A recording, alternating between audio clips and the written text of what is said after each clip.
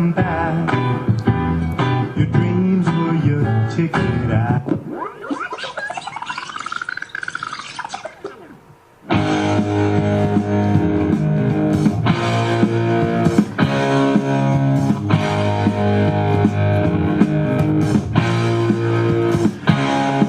Ladies and gents, we are back.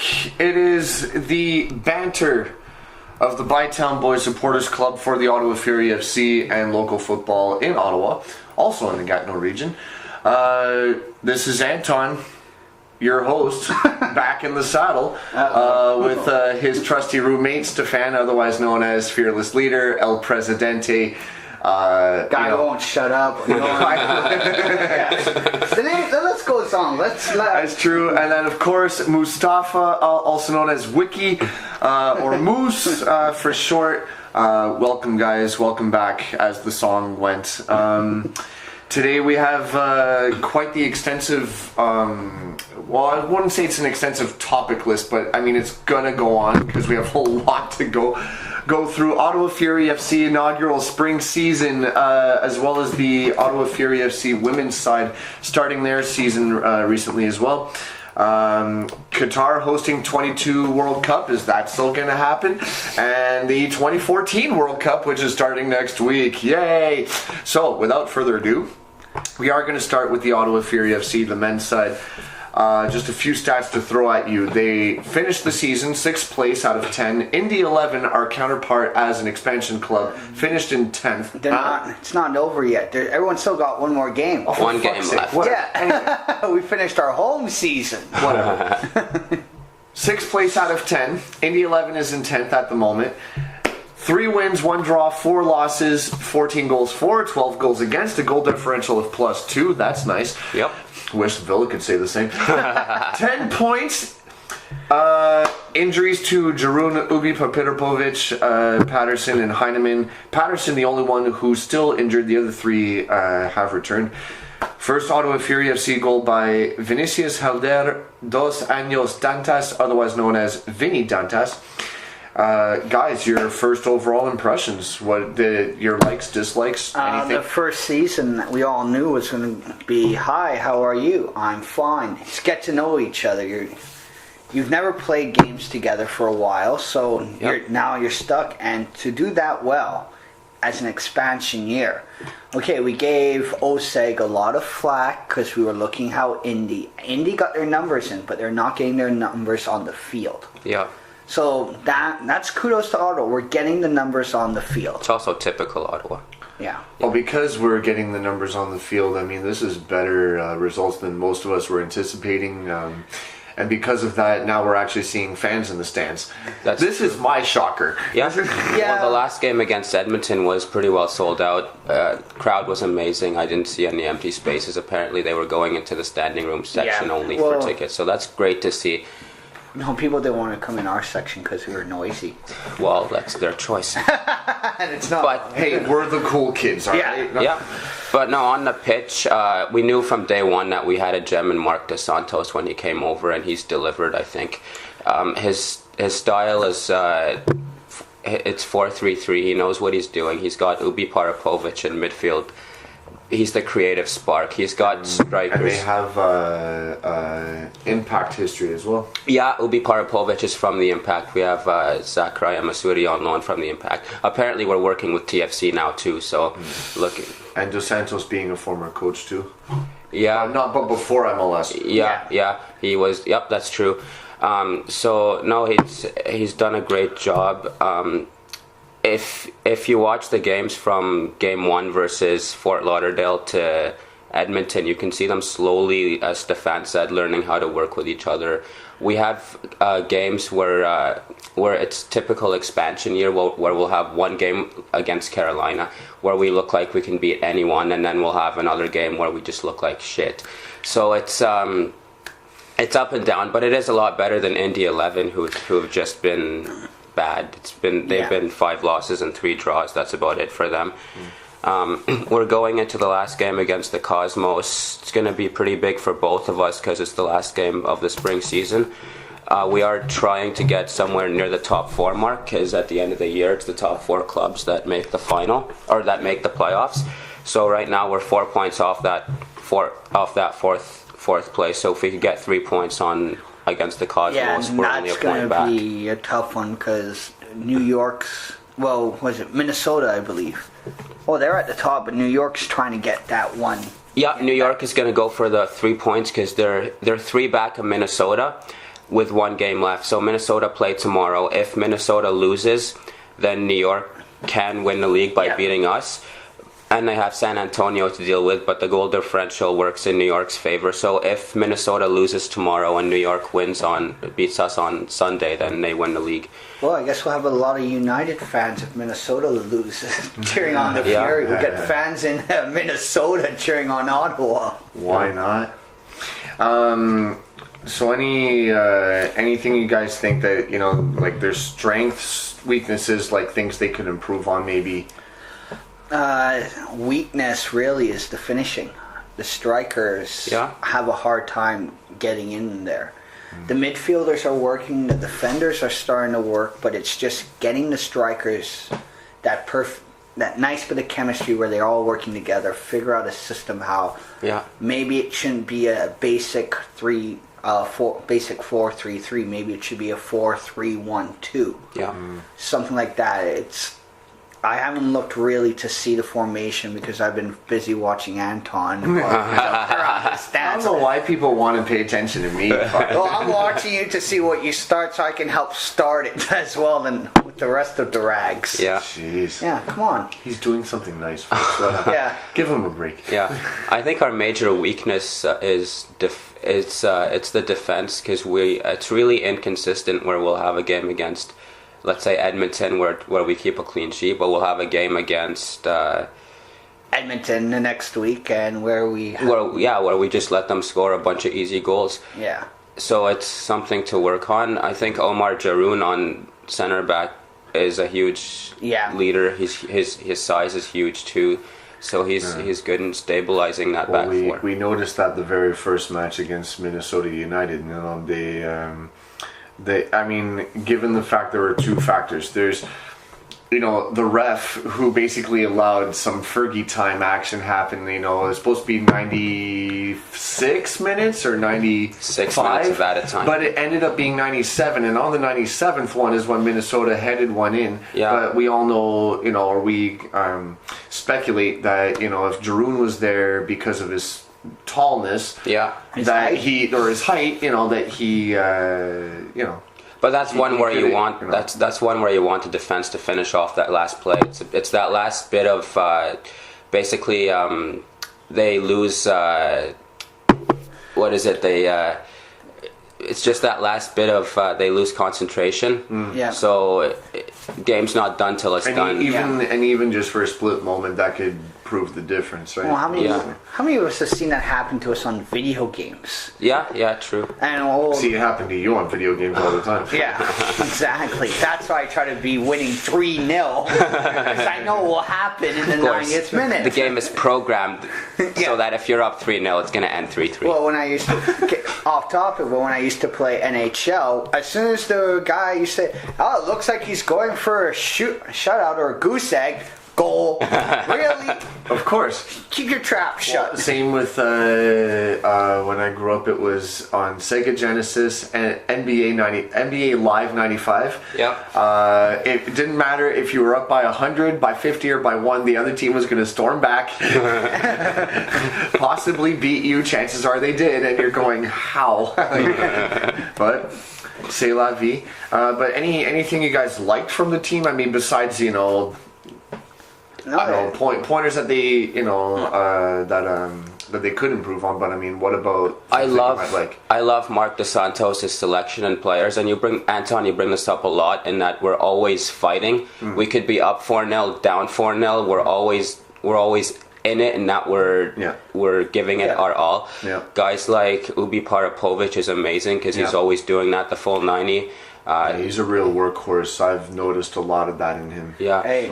Jaroon as well is a difference maker. That's what Dos Santos is looking in players. I think is he a difference maker? And to me, I think you touched on his selection of players, right? He's looking at it's difficult, right? You have to look at a bunch of dudes who bring all different kinds of skill sets for different positions. Yep. Not the dirty kind, but.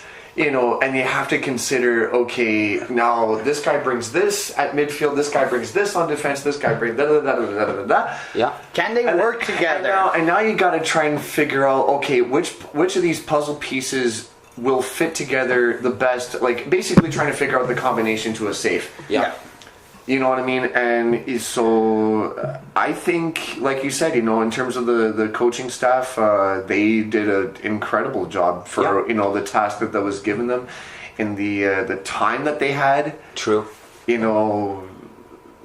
I think they delivered. Yeah. So. And they do have specific roles that they look for, which they try to look.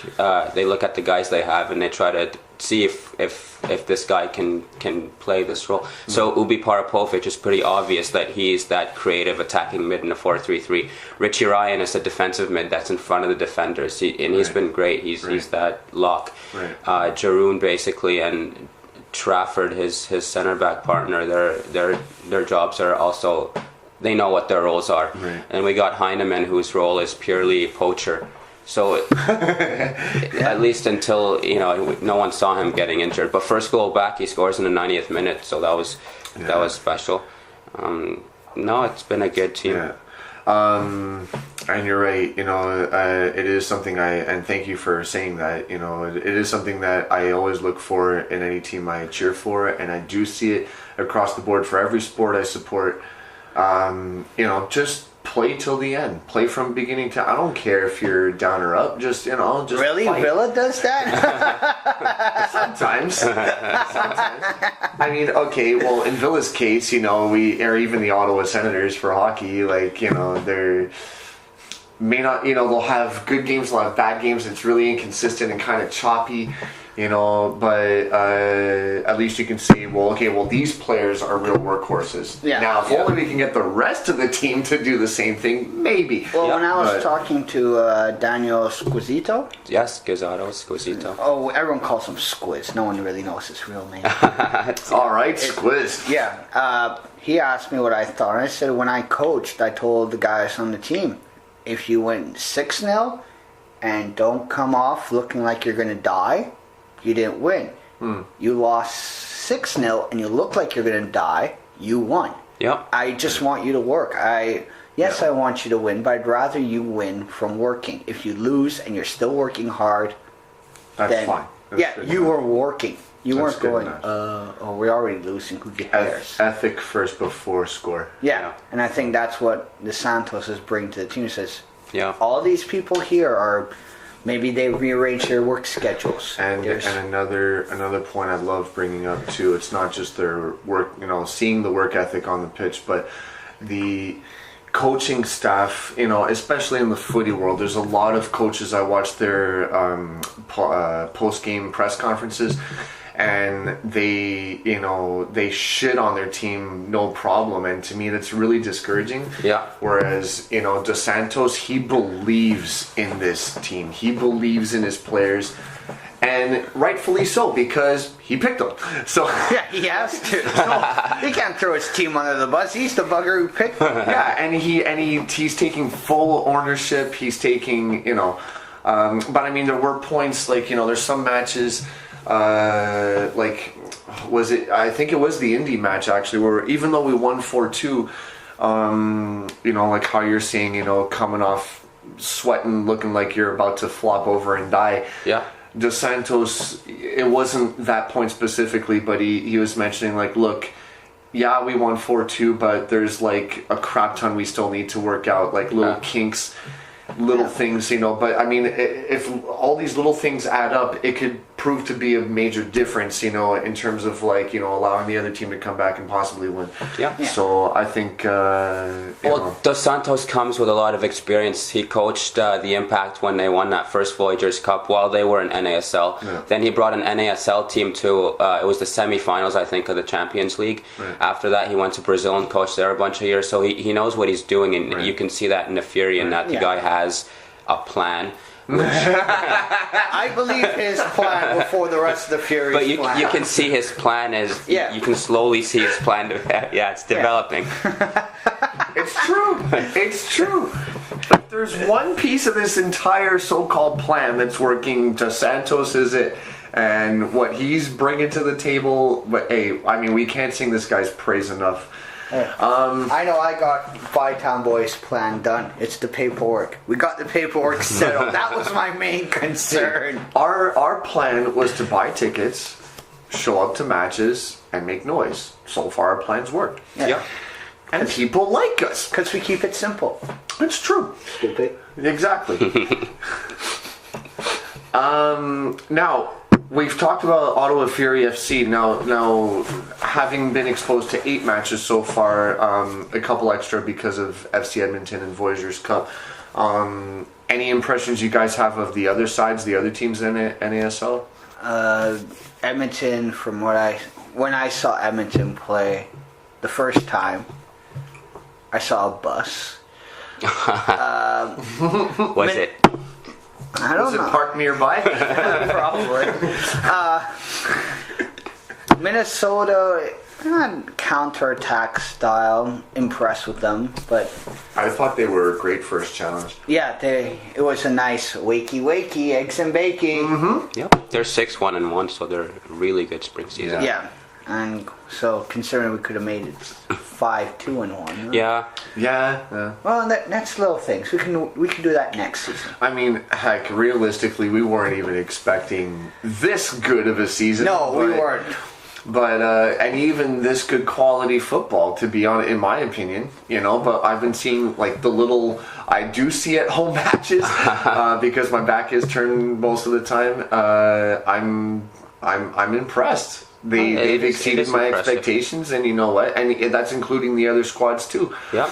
And not just that, but some of their kits look really kind of nice. So Yeah, kits-wise, I thought Indy's kits looked nice. Oh, yeah. When we played them, they had... Because Indy did everything right off the pitch. I guess it's obvious that on the pitch they're not doing a lot they right. did everything right off the pitch. Their kit colors, their logo colors, is based on the city. Yeah. And the fans voted for them. Yeah, For the voted kit for colours and and the yeah. fans are coming out in droves. Yeah. Well, Oh, man. Indy, but I think we spoke about this a while back. I know I spoke with people on Facebook about it. How many pro teams do they have? How many college teams do they have, or university teams? More university than pro, because I think their only pro team is the Colts, actually. No, and Indiana Pacers. Yeah, So basketball, so 2 sports. yeah, two sports. One is fall, one is fall to spring, really. Right. But they have a sporting culture in that town. Yeah. They go support their teams. Even Detroit, their NPSL, they bring out more fans than we do. Yeah. But I think their ticket prices, you were saying, are something like $5 each. Yeah, they're just like, you know what? Let's get everybody in. But this is proper marketing for the kind of football you're showcasing. Yeah. You have, you're taking into consideration the reality of, okay, our product is this good stacked against these other leagues. All right, well, to be fair, let's charge them this price. Let's not fool anybody, Yeah. And then sure enough, within, your own town's squad, doesn't matter what league you belong to. If they're performing, they're performing. And if the locals, they attach themselves to it. And then, pride develops from that too. Yeah, that's true. Just like what we're talking about with Indiana. Because we- Indiana is a super proud sports team, like Stefan loves to point out, and it's true. Yeah. And this is why they're so successful. And on top of that, like you said off the pitch, ownership. How many times we kept hearing from Stefan, every event that the supporters do, or events that the squad does, and they get the supporters involved. Ownership is on top of this like white on rice, and they don't do all they can to They don't really share it, they show up. Yeah. And that means a lot more. And Stefan likes to say, even if it's only for a beer, they still show up. Hey, that was the quote that I heard down in Atlanta. Even if it's only for a beer, he'll show up. Yeah, I know Edmonton's had a bad start to the season again, and their coach is under huge fire. He's probably going to get fired either after the spring season or the fall season. And this guy, every game he goes into, his results matter, Yeah. And after the last game against us, we had the dodgy ref, and he was pissed afterwards.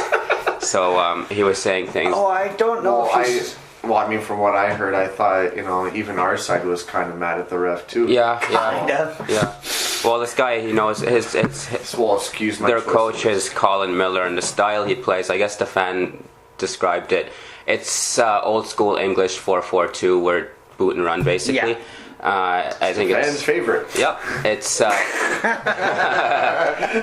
it's old. It's outdated, so he's probably gonna go soon. Yeah. Anyway, but that's a note about him. Today's the refer everything to Stefan and what he said episode. We're not shitting on him, we're just referring everything. It's the 2-4 episode, remember? It is the 2-4 episode. And last point I wanted to bring up about Ottawa Fury FC's men's side is the Cosmos home opener at TD Place to kick off the summer/fall season. Anything you guys are looking forward to on this event? They got the I hope. they got the Cosmos name brand coming in. The Cosmos have done a great job with using that name. Yeah. And Pele's doing his job as well. He's showing up to these away games. He knows. And they got their rosters full of experience. As I was doing a bit of research, and they have a ton of players from La Liga, 2 players from there who they brought over. Lots of MLS experience. I know Hunter Freeman played a lot with I think it was the Red Bulls. Marco Senna's the guy. He's got something like 300 appearances with Villarreal in La Liga.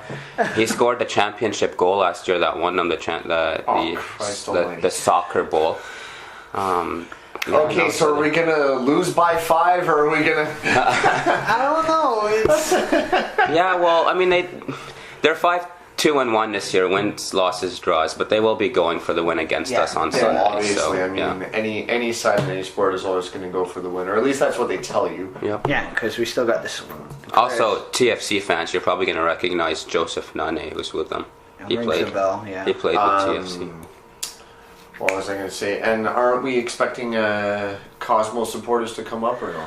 I was asked about that. They want to work closer with us, so I gave my personal email address. Haven't heard anything since, but Okay. Fair enough. Because I think that would be a grand spectacle if New Yorkers came up to me. Double B Cup. Exactly. Well, you know which game will have a lot of away supporters is the friendly they just announced against Glasgow. Yes, that we're going to hit later. Yeah.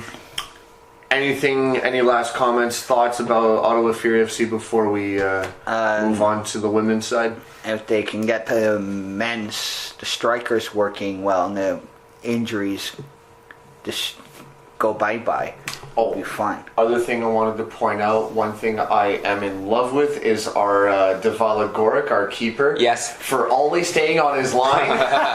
Except that one time when he made the save. That's true. That's But true. only leave your line if you know you're going to make the save. Exactly. If you know you can get the ball, go for it. Don't make a bet you know you can't win. Exactly. So Goric, even though you're American, you're a funny man, you're a class actor. You are an incredible keeper. Funny story. We went to a Fury after party event, but wasn't crashed it. Yeah, it wasn't advertised. One of our group members, Stuart, Thank you, Stuart. said, "Oh yeah, the Fury's going to be here." So we're like, okay, well, He even showed us the page, a picture of the page that said, "Oh, there's a Fury booking today." yeah, with this many people, chances are it's the team. So we said, okay, fine, we're going to go to James Street Pub and be there before the team. And we were. And the team was elated to have us And the there. funny thing is, though, Gorik's leaving. And one of the girls says, Gorik, what, are you leaving already? He goes, no. He looks at two of the Brazilian players. I got to drive these two Brazilian fuckers home. Because they were drunk off their ass. No, they weren't. I'm joking. I'm joking. Please, they were high. Yeah. No, but Gorik. No, Mark, we swear they weren't actually stoned. I swear. Yeah, let's not get them fired. No. But no, in all seriousness, no. Gorik, off the pitch, cool guy. On the pitch, I love his style of play. Yeah. Because now I compare not just every American keeper, and believe me, the Americans need one, but it's because of my now undying support for Villa and Stefan and his father pointing out, Guzan's always leaving the line. And so did Friedel. Yeah. Just saying, thank you, Gork, for not keeping up the trend, and you're actually doing things right, so please keep up the good work. I had two last notes. One is BBSC Player of the Year for 2013, Carl Hayworth. Yeah. Hey, He started so many games, but I want to see him score a goal at some point just to get that confidence going. Yeah. Once he can get that. Well, even certain other players on the roster, too. You look at some names, even Richie Ryan. Yeah. There's some names I'm just dying to see these guys on the score sheet. So, I'm sure in due time we will get our wishes granted. Hayworth is he's usually put on left striker in the 4-3-3. He creates a lot, but he's just been unlucky with poaching one. And second note is Omar Jaroun going to play for Palestine. I guess we had our first actual international break with the Fury, and he went and did some stuff there, winning the AFC Challenge Cup. Yeah. So he did a lot with them, and qualified them for their first ever Asian Cup, which is their big tournament in Asia. Right. Yeah. Is so that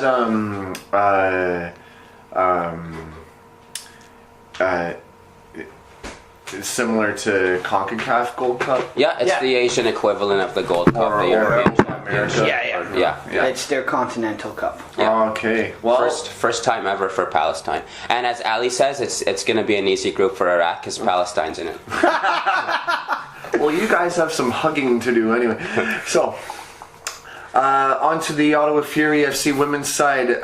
They've only completed 2 matches since their season only started 2 weeks ago. But they're 2-0. Great start. Second in the Central Conference. First place Laval, who has played 1 extra match. But Ottawa Fury FC has 6 points. Laval only has 7, which means we're only 1 point behind. 2 wins in 2 matches. 1 in hand to Laval, having played 3. 4 goals for, none against, so a goal differential of +4. That's amazing. 5 Canadian women national players. This is the big story of the year, well, at least to start the year. They had Shalina Zadarski, Christabel Oduro, Brianna McCarthy, Ashley Lawrence, and, of course, Kadisha Buchanan, all capped with Canada's women's national team, but on the Ottawa Fury FC women's side, which is really cool to see up close and personal. So at least we say, hey, we've seen them from the grassroots, So impressions after 2 matches from what you've seen? Anything, differences from the years previous? Or? A lot better defense. Because last year they had to rely on Phillips so much. And now this year... And for those who don't know, Phillips was the keeper last year. Yeah, she got a Bytown Boys scar. Of course she did. Player of the Year. Exactly. Yeah, but So defense was better. Yeah, they were always a good striking team. They always a decent midfield team, but their defense was the problem they had last year. And when I saw Dawn the last time, I said, defense is looking so much better. He goes, yeah, we still got more things to work out, though. I'm like, that's what he always says. Right, well, that's what you're supposed to say. It's well, no, we don't have the best team. This is Dom Oliveri, the women's coach. Yeah. And of course, the coaching staff from the women's side, however many of us are able to make it, or even just any fans in general, they're very welcome and appreciative of the support we give them. And so they really I'm really hoping that we do treat them. I mean, for those of us who do go, I know we do treat them the same way we do the men's side, full tilt, in song and chant. Yeah. But I just really hope that there comes a day where the numbers match in the stands. You know what I mean? Yeah. Because I think the women's side is very underrated, especially with these recent additions. Not just the women's national side players, but others that who made like the final cuts. There's stories about them that you can check up on OttawaFuryFC.com. Yeah. .com. And big difference from last year for sure. Yeah. Just in terms of their style of play, defense wise, definitely tighter. The keeper looks pretty stellar. I still find like they're getting quality chances, but the finish, just like the men's side, it's having maybe a second too soon, or maybe a little too overconfident, whatever the factor is, to just get the finishing touch really. Yeah. When really all you need to do is just take half a second and all right, pick your corner or whatever. And any impressions that you guys may have had about having seen Quebec and KW or KW, and that ends that conversation. Yeah, it was the same KW we saw last year when it was nice, piss poor. Fun coach. Was it KW? The fun coach? It was one of them. Really? No, the one who got in the fight, that was a different one. That was the Lynx. That was the Lynx. Yeah, so we weren't there for that one. No, but No. I mean, like, he was one of the coaches who liked us. Yeah, most of the coaches liked us anyways. Yeah. Well, you were saying about how they're really underrated in Ottawa. They are Div 2 North American women's soccer, so in theory, they are the same level as the men's NASL team. Yeah, the only problem is that Canada needs to do something to Women's World Cup besides score a goal. Yeah. It's Canada's women's team needs to prove themselves. Well, I mean, the last Olympics, we all know what they did. Yeah. But the World Cup 2 years before it, they were knocked out in the group stage. Yeah, but how did the last Olympics translate to the field in Ottawa? Numbers didn't grow. When it comes to the World Cup, we need the Women's World Cup. Once that kicks off, then we can start moving. Okay, so you're saying, the Women's World Cup from 3 years ago versus the Olympics from 2 years ago generated a lot of interest in women's soccer, which to me is absolutely necessary, because they're, like I said, and I'll keep repeating myself, that it's very underrated footy, and I support it fully. But compared to hosting it on your home ground, like you're talking about, I think, because Ottawa is a very fickle sports town, and if you're from here, you know that. Yeah. I think, because, hosting a major tournament would generate that much more interest, especially just, in local soccer players and local soccer fans. Yeah. I know, instead of just always, I mean, it's really great to have, the Timbit soccer players come out and, bring their families with their moms and dads and, have a hot dog and a pop and go cheer on the Fury. And I think that's great. I think it's very instrumental, but I mean, to have fans like we get, for the men's side, show up for, like there's a difference. There is, you know what I mean, in terms of the atmosphere. Well, we learned that the hard way. And who they're trying to gear towards and coming out to these events. Yeah. There is a difference, and I'm really hoping that, just because it's women's footy, so what? Yeah. And because I do believe in the quality of footy that they bring. Well, look at the last women's game we went to. Look at the voyageurs section. Look at the fit Jamie had to go rearranging everything because CSA said, no, we're going to sell supporter section tickets dirt cheap to girls' teams. Yeah. And they heard us say some pretty incriminating things. Yeah, but and they learned some new vocabulary. Their CSA Yeah. Do you read? Do you use your ears and listen when you go to men's games, to TSC Even games? women's. In that section of the stands, we use things that you call bad words. Right. They do this thing called drinking, which encourages bad words. It does. And even worse words ensue. So It's and even the ladies get in on this, the guys get in on it, yeah. So you just the capo starts it, Jeff.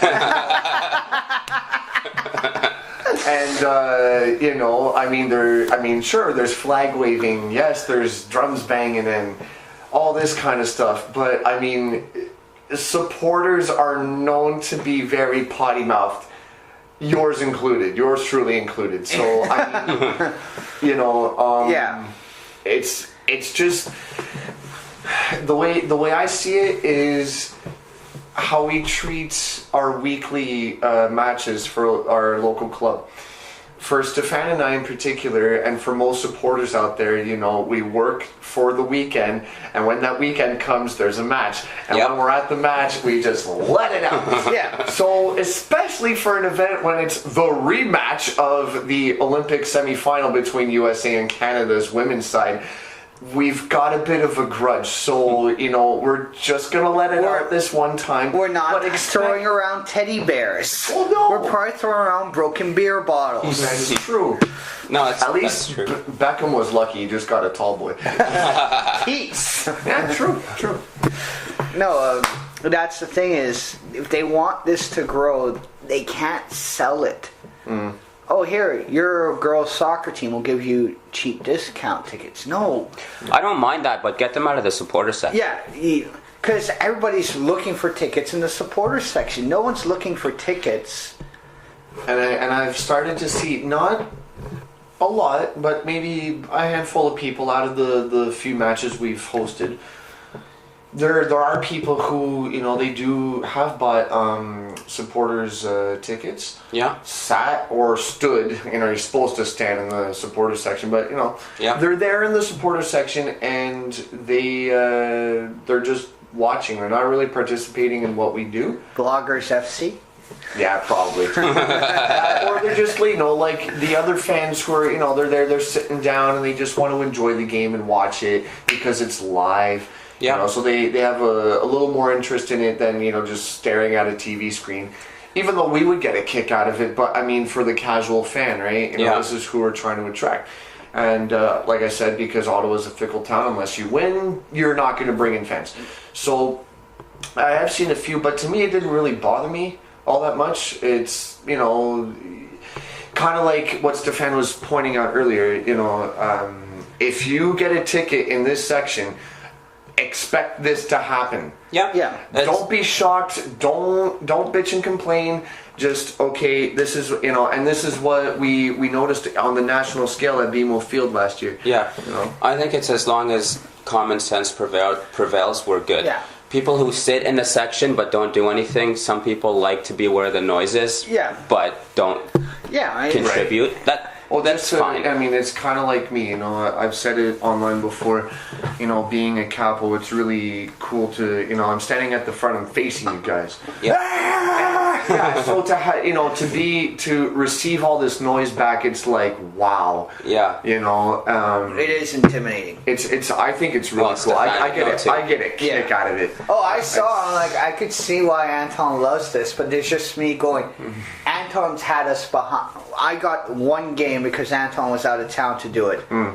Anton's had it for the past 2 years. Yeah. He's used to us following him all the time. So this first time Stefan's in charge, and Stefan's going, what to do? Shit. He and I have two different styles of capoing. I'm trying to figure out how to do it his way. When my way is... His way is more continental. We're not arguing. We're not insulting each other. Mine is more European, which is, I don't have something. You guys got something? You want that? Okay, let's do it. Go. And I guess the continental side of me is more, because I like to jump and dance in front of you guys and really act a fool. But I'm like ludicrous. Yes, I was listening to him today actually, and but like Stefan, a page out of his book is, I'm open to requests. Yeah. Or if somebody starts one, okay, well, get the megaphone going too so the rest of the crowd can hear it, and then bam, everybody's in full force. Yeah. All right, any last second thoughts about the women's side? Or I had some thought. I have two thoughts, actually. One on a couple players that I've noticed stepping up this year. Lisa Marie Woods is a player that you notice. She's is she basically the Australians? No. She played in the NPSL. Yeah. Oh, okay. You notice her leadership with them, and she's always coming up to us and saying thanks. So she's captain this year, which is great because we sort of interacted with her last year, and she's it's really cool to see her stepping into the leadership role for them. She's basically she drags the team up. She's directing them. Yeah. Go thank them. Go. Goalkeeper, we said we were talking that Jasmine Phillips. I think she retired at the end of last year. Yeah. Right. Goalkeeper this year, her name is Jillian McVicker, if I can read my own writing. McVicker. Yeah, and she's been solid. Obviously, we're sorry if we butchered your name. Yeah, she's been solid. We at the last game against KW, she stopped a penalty at the last minute. Yeah. So she's And last one for me is Khadija Buchanan, who's this wonder kid for the Canadian national team. She's supposed to be replacing Christine Sinclair in future and all that. To me, she's Canada's women's version of Gabby Adbonglahor. Yeah. So what she needs to do, she needs to go play for Villa then. The ladies' side, yeah, for sure. Funny thing is, though, is in 2 games she's only been used for 45 minutes and as a striker. Yeah. And she's usually a defender, so that's like us putting Omar Jaroun as striker. Her, like the first couple of caps we saw her play for Canada, we got this instant, like, who is she? Because she was that good. Yeah. And finding out she's only a teenager, we're like, oh, please stay. And she stayed. And from what I saw, they're saying, she's a great defender, and I'm thinking, well, I mean, she joins the Rush. Yeah. But I think she was put as a striker. The Rush, And, like, whose dad was in front of us at the game? Sorry, I'm trying to figure out. Which game? The last game, someone's... KW? No, from Fury. Someone's dad was in front of our section. I'm trying For the Edmonton game? Sorry, for the women's game. Yeah, KW. No, it was the Fury's women. Okay. But against KW. Yes. Okay. The old guy. He was standing in front. Yeah.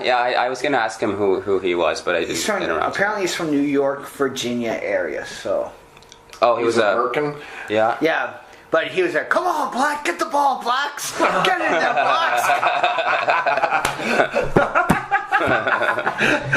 Hey, Blackie, what's the score? They score! And in other news. One last point about the women is whoever makes the schedule for them needs to be hit upside the head. Yeah. We've got, first game, they competed with the European Championship final. Yeah. Or not the European Cup, Champions League. Champions League. Yeah. Why? Home opener? Yeah. Why would you go to the Sunday? You're not... Yeah, or push it to 7 p.m. Yeah. But we have 4 home games left. 3 of them directly compete with World Cup games. So, I'm a fan. I want to go watch the women. I want to go watch the Fury women as much as the Fury men. But June 28th, you're making me choose between the Fury or a World Cup round of 16 game. Yeah, so, on that day, you've got Fury at 3 p.m. And the 28th, we're in the tournament as well. And we're in the tournament, but that's our fault. Anyway, so on the 28th, you've got Fury at 3 p.m. You got a World Cup round of 16 games happening at 12 and 4, so they're going to compete directly with that. July 5th, exactly the same thing. They're going to compete directly with the World Cup quarterfinal, which is going to happen at 12 and 4. July 6th, they caught a break as the World Cup is going to take that day off. July 12th, they have a game at 3 p.m. and the third place game is at 4 p.m. So whoever's making the Fury schedule... For the women's side. Or let's just go to W League. The W League schedule. Yeah. Just... Yeah.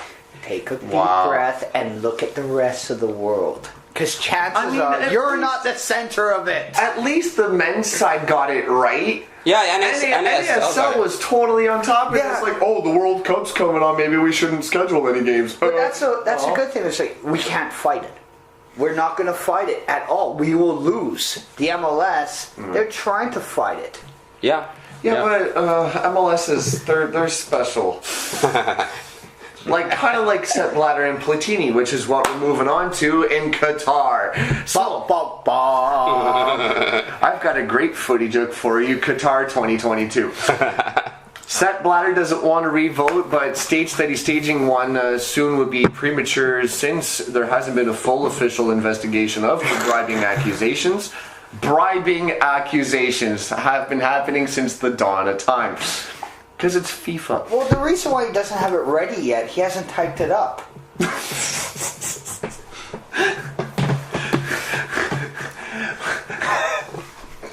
Kind of like weapons of mass destruction going from St. Andrews Air Force Base over to Baghdad, you know? Yeah. Oh, there they are. They have the receipt. Anyway. Australia, USA, South Korea, and Japan. 4 out of those 5, Australia, USA, South Korea, and Japan. 3 out of those 4 nations I just rhymed off already hosted a World Cup. Australia, they haven't done it yet. They were the runner-ups to Qatar. Now, Platini doesn't regret his vote for Qatar, and yet now they're also throwing Russia under investigation to kind of divert people's attention away from the fact that Qatar is actually the main target. Yeah. There was an alleged secret meeting between Platini and Mohammed bin Hammam. Bin Hammam is from Qatar, but wasn't part of their bidding committee. So Go! Simple. Zinedine Zidane was given $1 million to advertise for Qatar to send the Qatar World Cup there. He got an extra $6 million. Right there! That shows you how much money they have to throw around. People have always known FIFA's been corrupt. Of course. Everyone knows. But I was watching CBC a little while back, and they're going, because they want to entice you, like, oh, we're going to commercial break. So they say, well, is FIFA actually corrupt? Find out next. And we're like, change the channel. I know the answer to this. Like, I'm sorry. Next. No, it's ridiculous. This is a country twice the size of PEI. That the coolest temperatures in the day is at midnight, and during the summer, our summer is 20 degrees at midnight. Okay, I don't know about these people at FIFA. When was the last time they ran for 15 minutes at 20 degrees? Not in air-conditioned 20 degrees. Outdoors 20 degrees. Yeah. Just go run that long and then come talk to me. Don't even run with a ball. Don't stop and start. Just run. Okay. It doesn't matter what direction. Yeah. Now that's midnight. Now that's not good viewing time for your major audiences. The rest of Europe and North America. Yeah. And Asia. Yeah. Mostly so Europe. You want it there? Your biggest sponsor is threatening to pull out because they can't sell their produut. Hell, even the You American can't- beer companies. No, are you're not pull out. allowed to advertise liquor in Qatar at the stadiums. So what is Budweiser paying all this money for? Heineken's looking and say, yeah, go fuck yourself. Carlsberg's said, no. The biggest beer companies that would be on board with this in a heartbeat are just going, Everybody's seeing the flaws, the whole world. But What's been happening in the last few weeks is this Mohammed bin Hammam guy has been exposed for bribing a couple of FIFA execs for voting for Qatar. So he's been kicked out of FIFA. I think he's been kicked out since 2010 or whatever, but now they have proof that he's been bribing people. Apparently a vote costs $5 million for what it's worth. Yet Cristiano Ronaldo costs $100 million, but anyway. So that's a few votes. Yeah. So now Platini's the head of UEFA, right? Right. Yeah. So he's been connected to this Mohammed bin Hammam guy, and he's covering his bases, saying, "No, I haven't been." Because Platini voted for Qatar, which makes no sense from a Europe perspective, because they knew back then that if Qatar won it, they would have to shift it to a winter tournament. And if Platini speaking on behalf of European leagues. They don't want that, so he pissed them off. Platini's been linked with France's president at the time, who was Sarkozy, and apparently they'd been working with the Qataris. Apparently, since then, a Qatari company bought PSG for whatever amount and has been bringing players over to PSG. So you've got that. Platini's just been all over the place in the last couple of weeks, saying, "I wasn't bribed, but I voted for Qatar over Australia," because FIFA has a committee as well, right, where they report on potential places that want to host the World Cup, and of the 5 that were running for it, Qatar is the one that the committee said is the most risky. You can give it to the US, England, whatever else was running, Japan, Korea, and Australia, they'd be fine, but Qatar is risky because of high temperatures, because of whatever. They don't have the stadiums. So it made no sense for Platini to vote for Qatar, but he voted for Qatar. So question is why. He hasn't answered it. He won't, because and even Platini and Bnater, they're accusing each other. They're denying their own. Everyone's beating around the bush as usual. Yeah. And obviously no one's buying into it. And everybody's making all the connections, like you just said right there. There's a lot of hands linked to Qatar. Yeah. A lot of powerful names linked to this. You can't throw that much money around, especially World Cup money. Yeah. And honestly expect you'll get away with it. Not this day and age. Now, Sepp Blatter, he didn't vote for Qatar, but he's been covering his own bases too. Yeah. The talk of a revote for this is he's against it because it would make him look like an idiot as president. He was the guy who brought the World Cup to Africa. The guys who bring the World Cup to the Middle East. Yeah. And he's seen that ebb away at him. I'm sorry. If you did the Middle East, and we talked about this one podcast, you do it with 3 other countries. What is it? UAE and Saudi Arabia and Qatar. Yeah. Those 3 together, yes, you could do it. They have the area, they have the cash. So a shared one like South Korea, Japan. Yeah, but those 3 together, because they're the 3 powerhouses in the Middle East. They're the most stable. Mm-hmm. You set it up, and that's fine. The problem, though, is, again, Budweiser or Carlsberg, and then I don't know how many of us besides Anton have seen the Danny Boy skit talking about Scotland making the World Cup, knowing their luck, it's going to be in Qatar. You mean we can't drink? Oh, my knee just blew. I can't play for you. I can't play for Scotland. And like we said, we've been beating this to a pulp about, just even from the fans' perspective. Where are they going to stay? And out of those fans, if they're able to find a place to stay, can they afford it? They can't even drink. Yeah. Because we all know the fans are going to want to drink. They're going to want to drink their heart's content. Especially the Europeans. Yeah. Oh, I mean, they'll stop drinking Wednesday because, the match was on Sunday. But, there's that, and then where are you going to put all the players? Yeah. There's all the logistical stuff, and like Stefan said, they don't have the infrastructure to support all this. They don't, and it's not just what's never mind stadiums either. Yeah, well, they've been put in the headlines in the last few weeks because of the whole bribing thing. It's been coming out, but in building their stadiums, one, they don't really have a lot of space to put them, and we're talking huge. Like Canada can't host a World Cup because you need 60,000 stadiums. You need minimum 40s. Yeah, so Qatar is starting from scratch. Apparently they're going to build temporary stadiums that are going to be disassembled afterwards, and these are going to be 40k stadiums, 60k stadiums, and then you hear stories about workers basically being treated as slaves there to build the stadiums. Well, that's how it's always been. Yeah, look at South Africa. No, but even Qatar, Brazil right now is actually. Qatar so far. I've heard the stories from Brazil. I've heard the stories from South Africa. But Qatar, they are number 1 right now. And you know what? To me, it's been a reoccurring theme, even with Olympics. It's about a year and a half away, or even months away, and you're hosting this massive event, this world event, and yet you're still not ready. Well, Rio is up Schitt's Creek right now with 2016. Oh, I'm not. Yeah, that's. And IOC's going, shit. We got to go back to London. London's going, hold on.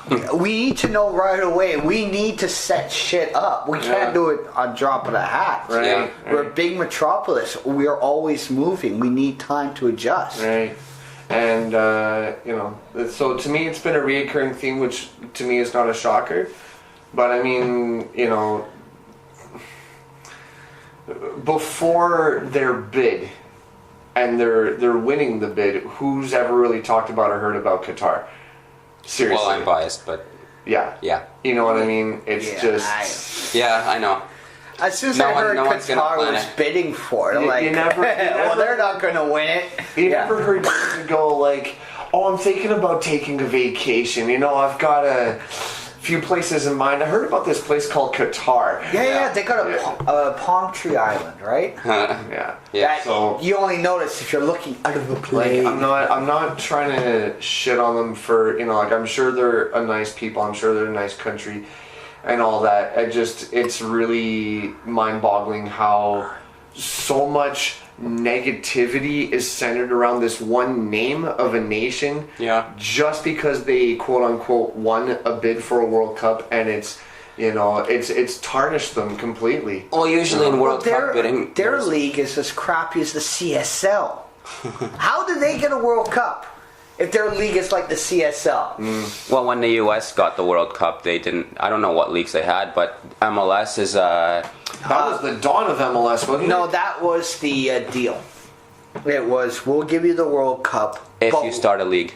because North America had the money, the marketing power, and the population to open up a new market for the sport. Yeah. They had everything. And it's just fine. It's worked for them. Yeah. I have no problem if it's going to work for you. But let's face it, in Qatar, I'm not going to lie, I don't see it happening because, Well, Qatar's too small. yeah, MLS is a nice. Double the size of PEI. Yeah. it's too small and it's a bloody desert. Well, I guess what sort of With some water. what's got everyone talking is usually in World Cup bids or World Cup contests for hosting, you'll always have 4 or 5 countries who are serious, and then you'll have the one random country that's Yeah. not going to win.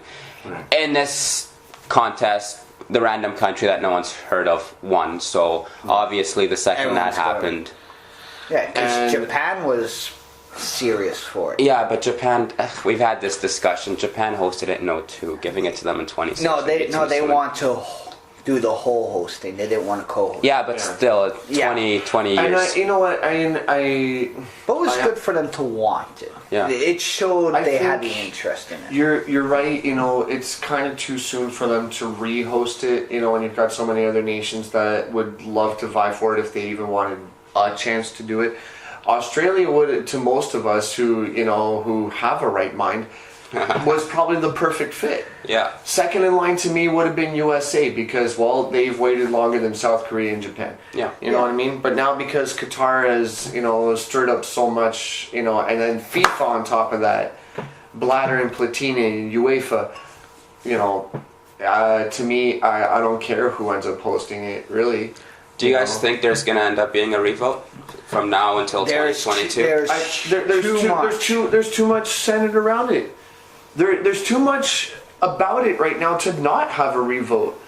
There's too, everybody is so well informed about this now. Everybody has made all these links to all these hands that are a part of this deal. Yeah. It was shh, hush, hush, But I'm sorry, when people aren't stupid, they know how to add 2 and 2 to make 4. Yeah. And when it's basically out in the plain open like this for everybody to see, I think it's painfully obvious that it's gonna happen. Who's CONCACAF's representative? It used to be Jack Warner. I don't know. Yeah, well, maybe Jack Warner got his school. Although that guy got kicked out of FIFA for being corrupt too, and he's banned from football for life. Yes. Yeah.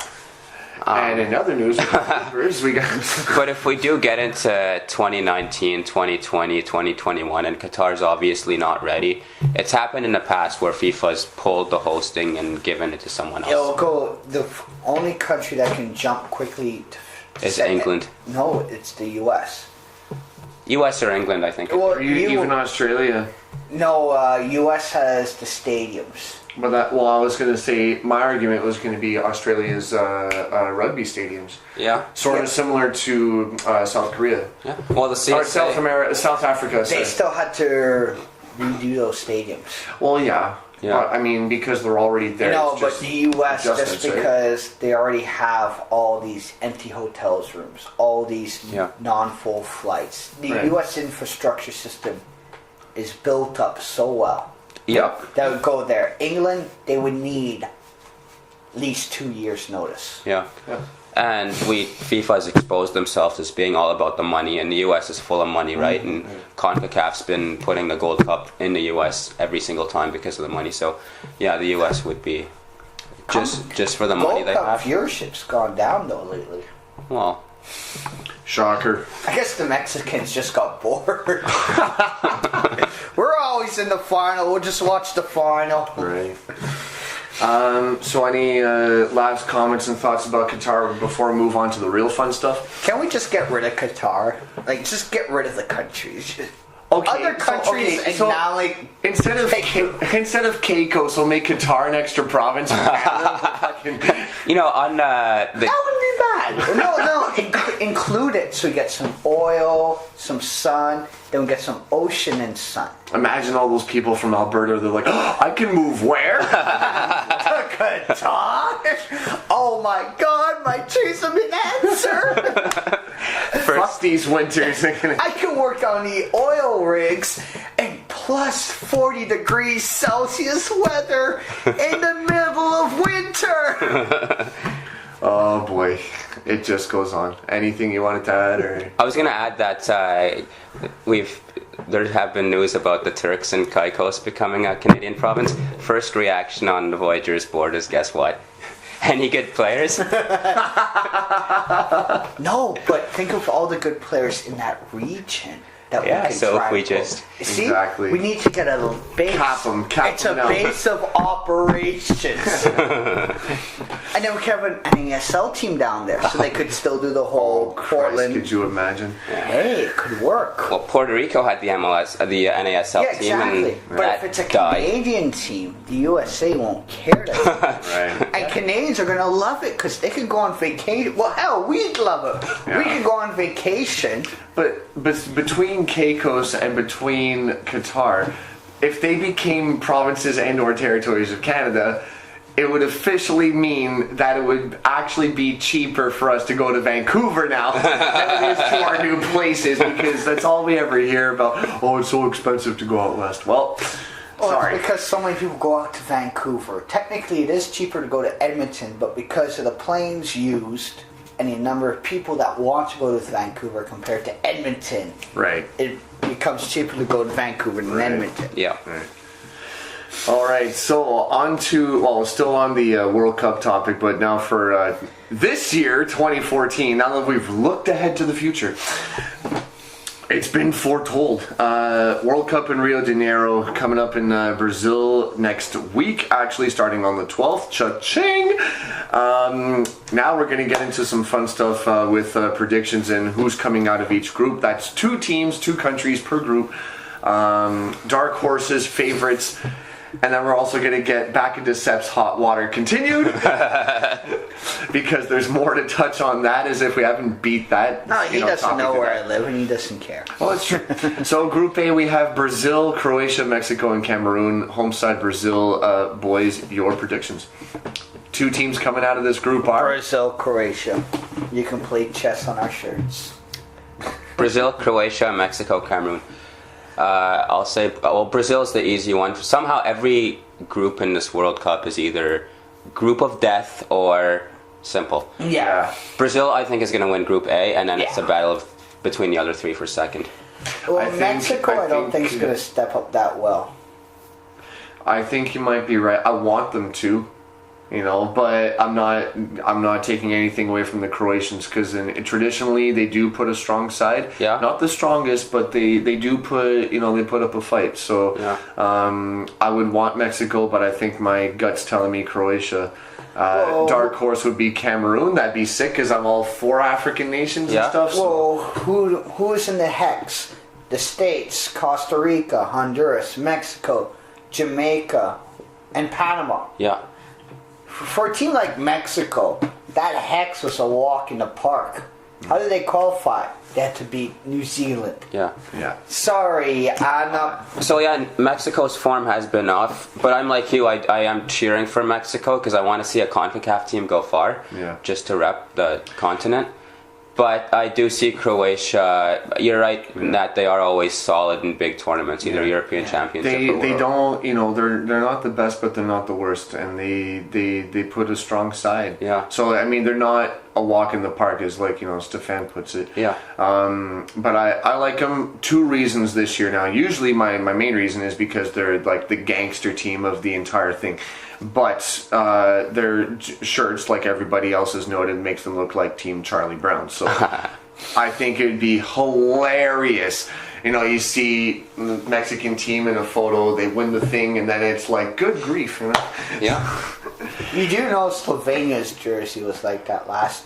Was it? Yeah. Yeah. Slovenia? Yeah. It's a nation of 2 million people, and wow. Yeah. That's cool. Brazil will be interesting in how they play because they'll be the hosts. They have a lot of pressure on them, sort of like Russia. Of course. Kind of like Russia in the Olympics, and they caved. So I think Brazil will come out of the group stage, but like you said, the home side pressure is going to come on in the later stages. Yeah. So, Group B, we have Spain, Netherlands, Chile, Australia. Spain, Netherlands, Chile, Yeah. Australia. I think it's pretty easy to predict the 2 that will move on for me. Yeah. Spain and Netherlands. The Aussies might pull something, but I doubt it. Do you think they'll score a goal? Yeah. They'll probably score a goal Yeah. or two, but Okay. winning a game. Hey, a draw would be massive. Hey, I'll wear my Socceroos jacket every Aussie game they play. For sure. Chile, I don't really know too much about them in terms of. Well, they have they're a bunch of obviously- minors. Okay.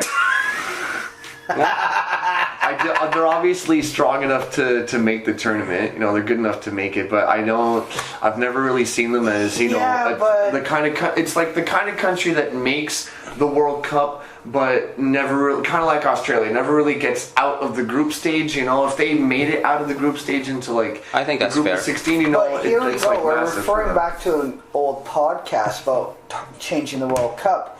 Half of the qualification table of South America qualifies for the World Cup. Yeah. Chile was one of them. I'm sorry, when half your table gets it. Yeah. Yeah. Yeah. Versus other continents where they have fewer, right? Yeah. And, I mean, not excluding Europe or anything, but Europe, actually, a lot of them get excluded. yeah. So it's just one of those things of why do you get half your table in the tournament? And I mean, I really wish, I think it plays a really big role when we see tournaments like Euro Cup, 2 years in between each World Cup, how much exposure they get worldwide. Yeah. It's almost just as big, if not as big as the World Cup, because all eyes are on Euro Cup. But Yeah. I really wish that the other continental cups, including CONCACAF Gold Cup, and Copa America, I wish they got just as much exposure. Yeah. And because of Rio, being a nation that's hosting the World Cup and then followed up by an Olympics. Yep. Having also had the Guinea Pig World Cup tournament in the Confederations Cup. Yeah. Kind of getting a taste for it. I think, CBC did an incredible job in jumping on that opportunity and, showcasing some of it, giving people a taste for what's to come. Yeah. So I think, I just wish every tournament was as big or as important, to people, than just the locals.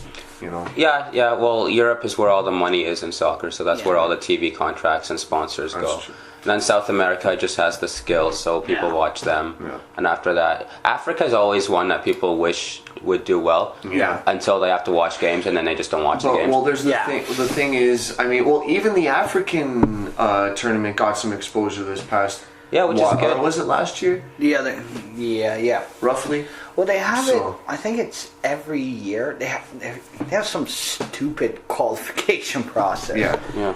But yeah, no, they always have a big tournament, and And- it's, But you always hear about it in Europe because all the lower level teams in England lose players. All the mid-table teams in Germany and France lose players to this tournament.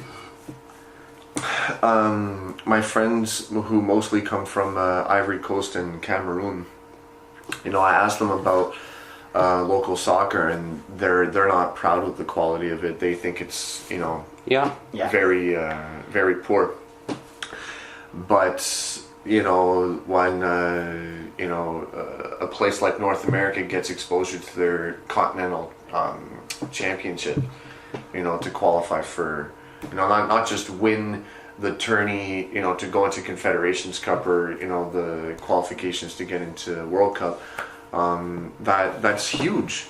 Because how many times we've seen previous tournaments, especially World Cups, that have featured African-born players who are playing for other countries, and they're stepping up, basically talking about the growth of soccer in Africa, and it was repeating over and over. But it's nice. At least it's been at least a step forward in that direction. Also, all of us are being made aware. Especially in North America, and if you have our eyes on it, then chances are the rest of the world does too. Yeah.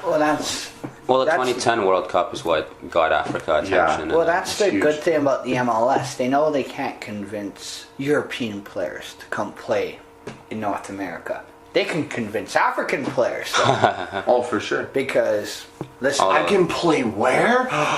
You can play here and possibly go to Europe. If you went to Europe, it'd take you a long time to get further ahead. Here you're in the top level right away, or second top. Right. And we can try and get you over. Right. Yeah. Absolutely.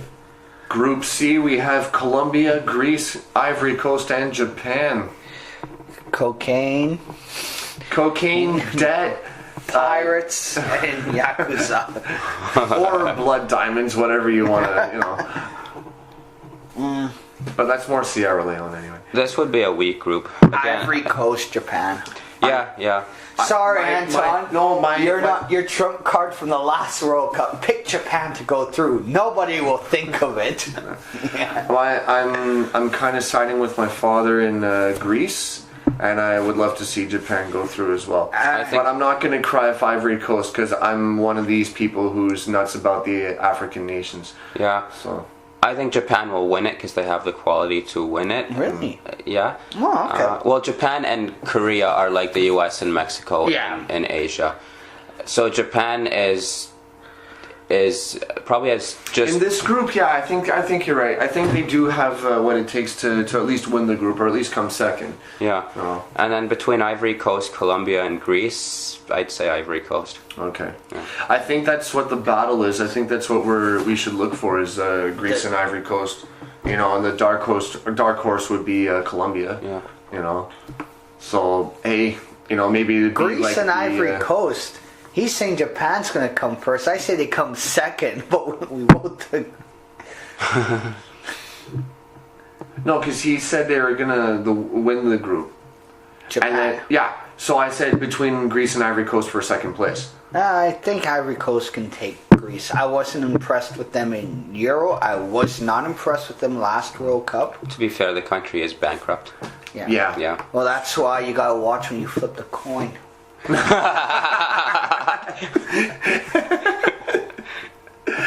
Oh goodness, never a dull moment with the villains and Vanier and Gunner, reviving this podcast of ours, and it's always fun with you guys. Group D, we've got Uruguay, Costa Rica, England, and Italy. So are we going to go with the obvious choices in England and Italy, or is Uruguay and Costa Rica going to come up with a little upset? I actually have England and Uruguay. So no eye ties. No, the Italians, well, we saw it recently. Got one of their young midfielders, a strong midfielder, got injured. And is Buffon in it, or is he retired? I think he's retired. Balotelli, you don't know when he's going to show up. Same thing with a lot of the Italian players. You don't know when the team's going to show up. Like, look at last So year. that's a real bet to make, eh? Yeah, Yeah. you don't know. It's... Yeah. You don't know who paid them to go to work today. Uruguay, Suarez is out with medical. Hey, England got their wish, all right? Suarez got an injury, so Yeah. fucking ride this one. Yeah, but knowing England's luck will fuck it up against Costa Rica. Yeah. Well, looking at this group, this would be a strong group for me. I think Costa Rica's in trouble, and that's too bad because they're my team until they get knocked out, which Yeah, will be it would early be on. nice to see, as you said before, a CONCACAF team go through, Yeah. do something well. So I think it's But I'm blaming this on Mexico. If Mexico had done their job properly and finished near the top of the hex, New Zealand would have played Costa Rica and we'd have the all-whites in again. It's Mexico's fault why Costa Rica's got to lose all these games. Skin or powder? this group. I think is England and Italy's to lose. If those two show up, then they should be the two that move on. Yeah. Well, As to who- should. That's the major word Yeah. to use. Yeah. And if they screw up, then Uruguay benefits. Yeah. But in the last World Cup, we saw what happened to Italy. They didn't get out of the group stage. I'm pretty sure. Yeah, well, that's because New Zealand. I was asking you guys earlier, you know, if because Suarez being out, you know, much like, you know, USA keeping out Donovan. Yeah, That's a different thing, but your key player is out of the roster. That's basically the point I'm trying to get at. And, you know, most countries, like even just clubs, professional clubs in most professional sports, you know, you have your central player and the team that's built around it. Yeah. You know, rather than just an actual supporting cast that, you know, okay, if one piece is gone or your main piece is gone, that, okay, you don't have to worry because these other guys can pick up the slack. Yeah. And Well, I think Marcus Santos would tell you, how dare you insinuate such a thing? No, that's true. No, but you're right. I'm thinking of Uruguay the last World Cup. I'm thinking of Uruguay in Copa America. I know it's so far back, but there was nothing in those teams to go, wow. Yeah. But again, if Italy or England screw up, then I think Uruguay are the one that... it's gonna be a tight race to the finish, Right. and Uruguay will take advantage of it, and they can if they do their job right. So possibly one of the more exciting groups to watch. Okay, in Group D. Group E, we have Switzerland, France, Ecuador, and Honduras. And I'm so sorry I had to say Honduras' name twice properly. Sorry, Team Canada. Now, Even though Ribéry's out for France, France has a few young kids that are coming up. if Ribéry's out, that means France has a chance. Yeah, I'm saying this as a French supporter. yeah, he's out, So, like, off the roster or injured? injured. Injured, So okay. he's out. So he's off the roster. So this means, okay, new game plan, which we should have seen since day one, is feed the ball to Benzema right away instead of, let's get, like, I'm sorry, every match was feed the ball to Ribéry so we could cross the ball to Benzema. Did it ever happen? No. Benzema gets a touch finally. He either, you know, gets a quality chance or he scores. Nasri, I've seen him come up in big game situations, especially that one match against England from a couple years back. That was our, you know, big claim to fame, but, you know, besides English supporters witnessing the one Frenchman who can't sing the anthem. Great. And so, you know, I think, I'm sorry, like, because Ribéry and even other players like Anelka, you know, who are, you know, in the aging category in terms of football, you know, all these young kids, you know, they're getting maybe their first or second taste of World Cup action. Yeah. You know, I can't say they're going to do massive things, but at least I can say, you know, they can squeak out of the group. You know, I'll be happy with a second place finish. Yeah. For Switzerland, to me, they're another workhorse team. How are they 8th in the world? Well, that's it. Well, Ask Sepp. yeah, ask Seth. Call him up on his cell phone right now. Go, Hey, Seth, buddy, chum, pal. How you doing? I'll buy the next round, but how the hell? Yeah. yeah. Oh, yeah, I got so his number on speed dial. Ecuador and Honduras. You know what? Honduras, despite that incredible loss, to me, I think they could do something if they pull themselves together. Because I really don't see Ecuador doing much. You know, to me, it's another, okay, if we're basing it on history, it's Switzerland and France's group to lose. Yeah. Yeah. Ecuador, Honduras, you know, like Switzerland, to me, those are the three workhorse teams. France, they have a rich history in football, much like Switzerland and the other nations. But I mean, in terms of winning tradition, you know, Well, France when's is the usually last time I poised. cheered for France? I don't know, never. Well, there'll be one time this year. Yeah. Oh, Honduras. Yeah, of course. Okay. You mentioned France's strategy basically is boot the ball to Benzema. Just getting back to the last group for 2 seconds, we know what England's strategy is when we saw the roster. It's boot the ball to Rooney. Oh, God. So just, yeah. That's Elite, what's going to make you lose. elite 2-foot tackle Rooney, please. Yeah. Just 2 tackles. I'm just bitter because Jermaine Defoe wasn't on, that's all. So, I see. I think we're all and he's bitter too. yeah. No, he'd be better than Rooney, because Rooney, well, he's as useless as 2 tits on a nun. So Group E, I agree that I'd say France is gonna take it. They'll They're take gonna it. win it. But then again, last World Cup we saw what happened with them. Their players left the country because they had disagreements with the coach. Yeah. So first, the coach better be running a tight ship. It seems to be. Yeah, if they can get that under control, they should win the group for me. Oh, who are they playing against again for the playoff spot? I'm trying to remember. Iceland? It was Ukraine. Ukraine. Ukraine The was gonna first push. and the first one. This was 4 years ago. Was against Ireland in the famous hand in the box or handball in the box. Yeah. And Sure, you had your fair share of hand. now are we going to compare notes? And then this time it was Ukraine, but Ireland, even against France, not a pushover. They fought hard, and it was because of a blown call, that it costed them. Yeah. And Ukraine, I was basing it on them hosting Euro Cup with Russia. They weren't a pushover team either. They had us. They basically had France on the brink of, oh, you're not making it. Yeah. But somehow they managed. That's why I'm very fickle about them. It's not just because of their, constantly running the same play over and over and over.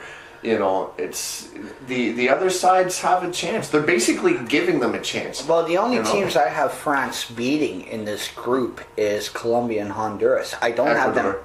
Ecuador, yeah. Honduras and Honduras. Sure. The other Honduras. Yeah. You play bad and you get shot. Yeah. So, But I still think France has the quality. It's France's group to lose, I think. I think they're going to win it. I'll say this much. France, I think they have improved very much their relation with their coach and with their players, and making sure they're They came in and cleaned house. their FFF basically they like you said, they cleaned house and they set things straight. I think now that's fine. I'll be shocked for saying this. So did they come before the SSS?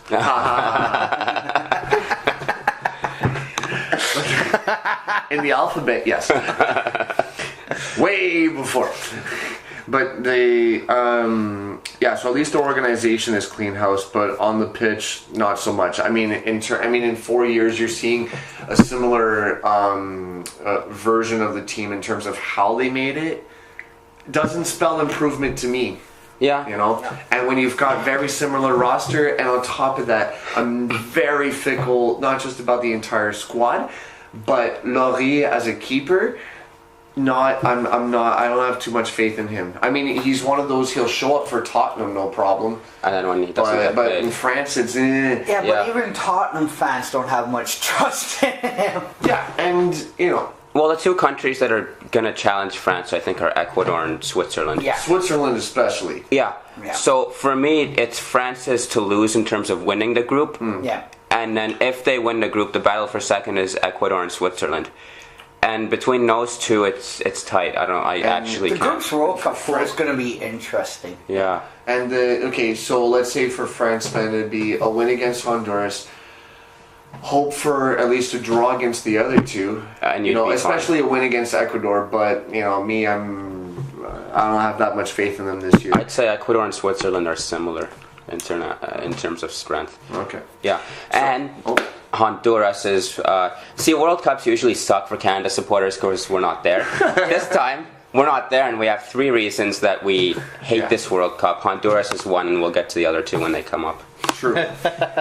So in Group F, here's one of these easy groups for Argentina, because they get Bosnia. That's my ultimate dark horse. Bosnia, Oh, thanks. Iran, and Nigeria. So basically, okay. So if we go with Argentina as first, out of these 3, I know Stefan, you like Nigeria, don't you? Just a bit. Just a bit. Yeah. And Mustafa. Oh, for second? Yeah, Argentina's gonna... But, see, this group is actually... I think it's really easy, and it's actually not fair that one of Bosnia, Iran, or Nigeria are gonna make the knockout round. Yeah. But one of Germany, Portugal, US, and Ghana will not be in a knockout round. Yeah, it's just not fair. Yeah. So... You got the group of death where you're looking at this group going, how are they in a group? These teams are minimum round 16. There are teams that can win this tournament. But I think, you know, every time, you know, a major tournament comes up in football, you know, when you're dealing with nations and, you know, you're getting the final draw for the groups, doesn't matter if there's the Xbox or not, not the video console, but the, you know, the special, I don't know why. Sometimes you just wonder what is going through Sep's mind. It's like, you know, they try explaining it. We watched it. Well, I know the theme song. Ba-do, ba-do, ba-do, ba-do, ba-do. Yeah, that's the theme song. Twiddle your thumbs. Yeah. Everybody, I mean, in my experience, you have football fans like us. You know, we were looking for an even out, you know, groups in terms of like powerhouses with the mediocre with the weak, you know, or the ones who just you don't normally see, like Bosnia. Yeah. So, you know, to me that was like my eye popper. You know, I think it's really cool they're in it. Stupid Begovic. Yeah. Yeah. And whatchamacallit. So, but the casual fans who, you know, they're into soccer, but only when there's Euro Cup or World Cup, you know, they look for a group of death or 2. Yeah. And that, you know, because, you know, sort of like how we treat Ottawa Fury FC. They know they've got the supporters, but they're trying to sell to the casual fans. Yeah. You know, so, you know, you got to decide, okay, well, are we just going to gear it towards the, you know, the hardcores, or are we trying to get to the casuals and not worry about the hardcores because we know they're just going to show up anyway. Yeah. You know, and in terms of the World Cup, for example, they need a group of death. Whether it was fixed or not, they need it. Theoretically, though, it theoretically should be completely even in terms, like, of course. marketing Of and course. fans aside. I don't. It's been a while since I read the process of how they come up with the groups in detail. By the time you finish But you reading, think it they would be? changed it. You think it would be countries ranked 1 to 8 are in Pot A? You were saying Anton was saying this before we went on air. Yeah. You'd think countries ranked 1 to 8 would be in Pot A, and then Pot B would be 9 to 16, and then so on and so on. And you'd get pretty even groups where if a country that's ranked 30 is good, they'll advance. If not, Yeah. But So every group would have a top 8, top 16, top 32, and the bottom 8. Yeah. You know what I mean? So one for each. And to me, yeah, that's what I was Use saying. your own Just one rankings. for each. Yeah. But you're asking FIFA to use this thing called a coconut And logic. yeah, and realize that 2 plus 2 does equal 4. yeah, Yeah, but to Villa fans, it makes 5. yeah.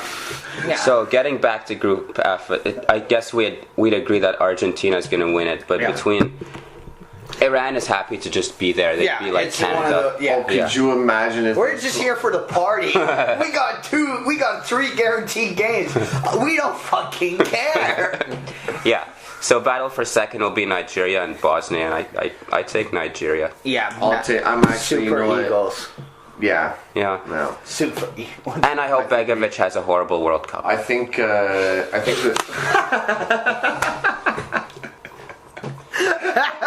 Just saying. Any Voyager who's listening to this right now is going, somebody said it! Yes! out loud, not just on the keyboard. Yeah, So he used his words. now the one that we mentioned just previous. Germany, Portugal, Ghana, and USA. Now, tell me, this is a two-parter. Who do you want? Who's your big wish to come out of this, and who do you think will actually come out of this one? Because my first wish right now, and I've repeated it over and over again, everybody knows. Come on, Black Stars! No. For USA to get stomped, to go 0-3, and that's it. Yeah. Fucking Okay. no goals No. for If a they million. tie a game, they win it. Uh-oh. Don't you remember the last World Cup? There's a picture from an American newspaper when Howard was going in for a header and Green was going to punch it out. Mm-hmm. And it said, USA wins. What was the final score? 2-2? 1-1. Yeah, 1-1. USA wins. 1-1. Yeah. Yeah. Reasons why we're proud that we're Canadian. Yeah, USA draws. Ghana Well, no, it's a 1, USA 0. Right. Well, as a Canadian supporter, I have usually I'll dump on the U.S. forever, but during World Cups I do tend to wish them well, just because Well, it's North American representation. it is right? You know? CONCACAF representation. And a lot right? of them, what I like about the MLS, about the USA team, a lot of it is MLS. Yeah. Finally, it's working. Yeah. But if we have the US and Mexico going to the knockout rounds a lot, and then Costa Rica and Honduras At least fighting. at least fighting, it is an argument to at least give us, right now we have 3.5 spots, maybe give us the 4. Yeah, So it's a big love-hate relationship with, really, I guess for any confederation. Hold on. Take away what's there? 12 countries in South America. Yeah. So take away one spot from theirs, give us half, and give the other half to Oceania. Yeah. Then New Zealand would make it every time. Hey. Unless Tahiti upsets them. It'd be cool to see these other countries in it. Yeah. It'd be just, for exposure. That reminds me, I do need to buy the World Cup game. Yeah. I gotta make Canada qualify for the World Cup somehow. Oh, Jesus, Murphy. Well, if we get it in 2026. Yeah, true. So a question from this group is who's not gonna Well, Get out of it. I'll say this. I think Germany. It's going to be the obvious Germany, Portugal for first and second. Yeah. Yeah. I want Ghana to take second and not Portugal, but I could see Ghana pulling an upset on Portugal because Twinkle Toes isn't there. I think I think the Germans are going to take Twinkle Toes out. Like No, there's- Twinkle Toes isn't there. why not? He didn't, huh? A knee injury. Knee surgery. Oh, Oh, yeah. oh boy. Hey, it's World Cup time. I'm more in tune when I'm picking my pools now. So anytime I see any injury news, change up my pool picks. I haven't sent it in. I have till next Thursday. Update. Exactly. I think Germany's easily the strongest Yeah. country in this group because I think they're FIFA number 2. Yeah, I think they're actually one of the favorites to win the World Cup. Having said that, Well, they're always the favorites to win a World Cup. They're the Arsenal of international soccer. Hey, we have something in common. I remember when I retweeted that, and one of the Capital City, Elias, sorry. Well, I'm trying to remember. Whatever. Anyway, and he says, Germany, and I retweeted the tweet, Germany, the Arsenal of the world. And I says, I take offense to that. Too bad, Muffin. But for the group, I think Germany should win. And the US will compete, but it's Ghana or Portugal for second. And I see Ghana taking second. Okay. Now, is Donovan not being named to the team actually make that much of a difference? No.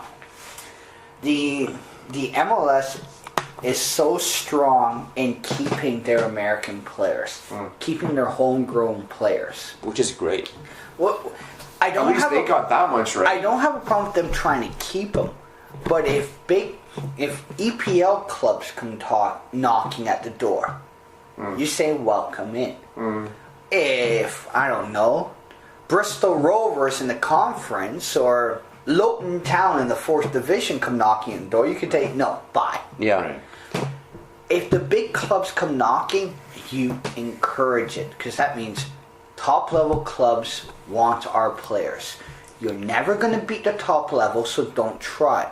The thing is, they're trying. Yeah, but be the best feeder league in the world. Yeah. That where every team has a scouting head office set up in your cities. For sure.